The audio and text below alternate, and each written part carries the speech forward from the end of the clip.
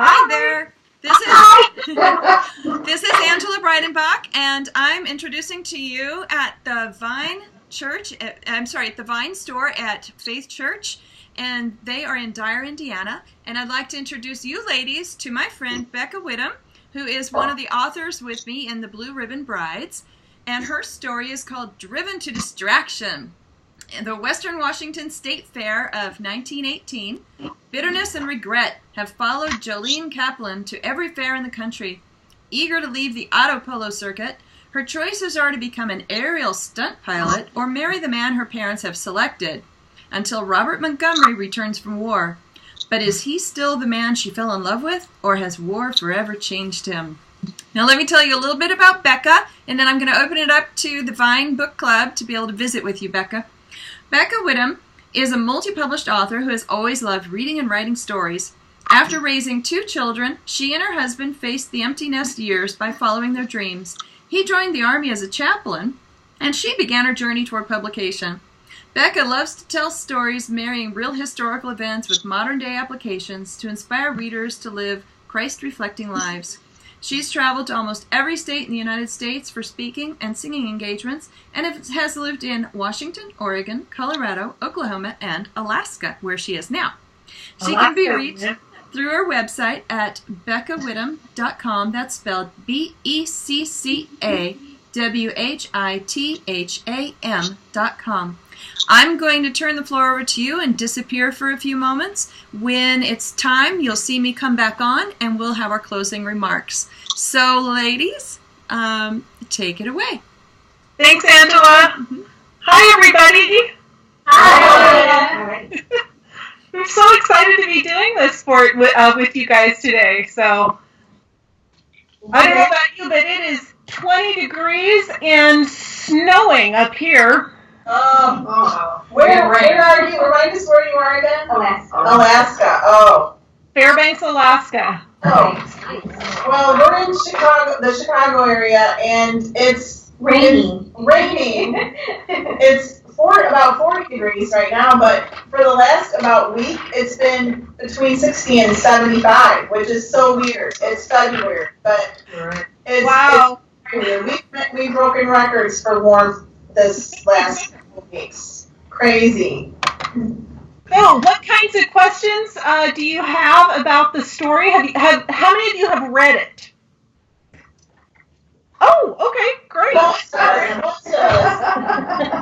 There are a few that you can't read, but. So can you just maybe give us a background to the story, where it derived from, where you got the idea, what inspired you?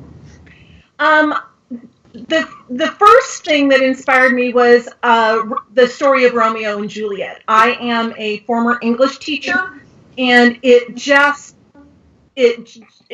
burns my bacon when people talk about it like it's a love story. It's not.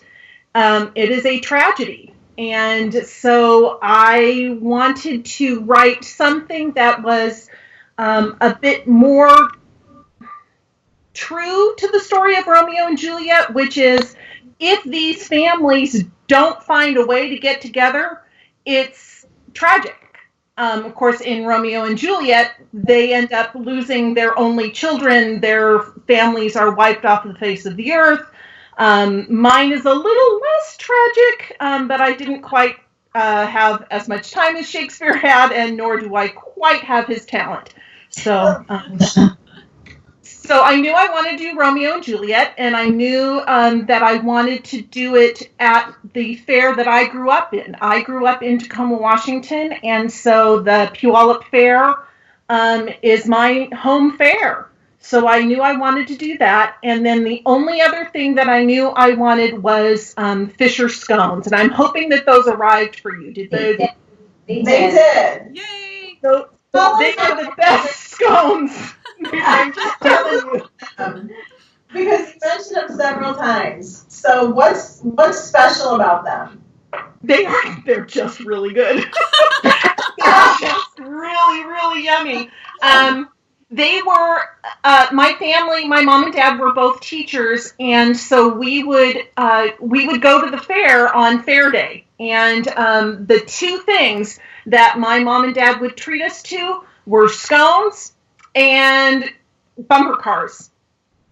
So, I didn't even think about the bumper cars thing and auto polo until after the story was written and turned in and done, and I suddenly went, oh, auto polo is sort of like bumper cars on steroids. So, I had not heard of auto polo, and so I was doing my research to find out when scones first appeared at the fair. And I knew because I wanted to do something with a competition, I knew I also needed to have it when the grandstand was actually built. So I was doing my research on that, and I actually went to the fair and to their headquarters and was looking at one of their books that they had, and just down in this tiny little line about, the grandstand opened in, I forget what year, 1910 or something, and they had this and that and auto polo, and I went, they what? I'd never heard of it before. So so that's kind of where the story came from. And what is auto polo? I mean, I kind of got it. I guess in my head it was more. I picture more like a crash derby kind of thing. It's pretty stinking close. Yeah. Do you know what polo is on horses with the mallets? Yeah. It's exactly that, except though the horse is the car. And they drive around there are 4 cars on the field at the same time, so 2 against 2, and they drive around like crazy people. One guy drives, the other guy stands there with this mallet and whacks the ball, and it is polo with cars. He stands on the outside of the car, kind of hanging on, or hanging on. I actually have video of it on my Pinterest page. Tell us your Pinterest page. How do we find you? I don't know. Just a second. Yeah, that probably wasn't my smartest thing. Hang on just a second. Let me go find me on Pinterest. I think it's just Becca Whitham. It might be for Becca W. Let's go see who I am up there. All right, let's see. You know what? If you just look me up under Becca Whitham, you will see my picture. It's the same picture that is in the back of the book. But yeah, just type in Becca Whitham in Pinterest. I have an unusual last name. It looks like Whitman, but the last 3 letters instead of M-A-N are ham, like the pig. It's a great way to remember. Yeah. So it's an unusual last name. I'm pretty easy to find as long as you type me in correctly. This is a way to help remember you. She's Becca Whitham. She is a witty ham. I love it. I know that we have just a lot of questions and things like that for you, but I want to give you time too to share a little bit about your next project. I know you're working on a project with Gina. And, I am. Would you like to tell us a little bit about that? Can you see? Ooh, did you print that out? Actually, the publisher sent these. These are they're called cover flaps. And so it's called The Promised Bride, and this will be on shelves September 1. Nice. So we're pretty excited about that. There is a promotional novella coming out in June, and that will be ebook only, and it's called Come Fly With Me. So Gina and I are pretty excited about that. And then a couple other of these same collections that I've been in. This is The Cowboy's Bride, and my story is called Cowboy Competition. And the basic idea on this one is a rodeo, and the winner gets the girl. And then this was my very first one called The Homestead Bride, and my story in here is called Waiting on a Promise. And this actually is the story that Gina Wellborn, in here, the dedication says to Kim and Gina. And the Gina in there is Gina Wellborn, because Gina and I met when I was living in Oklahoma, and a call went out for a submission to Barber, and she said, you should do that. And I said, but I don't have an agent, and this call came out through agents. And she would not take no for an answer. And so Gina is the reason that I got started. This is the first book.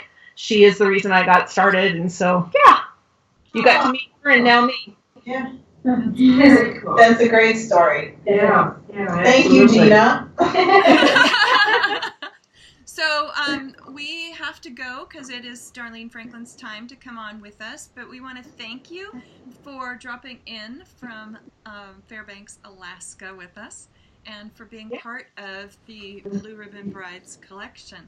So I'm pleasure. going to let you ask your last questions. They won't be on the recording, but I need to invite Darlene. So thanks for being with us. And Becca Whitham, BECCA WHITHAM. All right. Perfect. Thanks.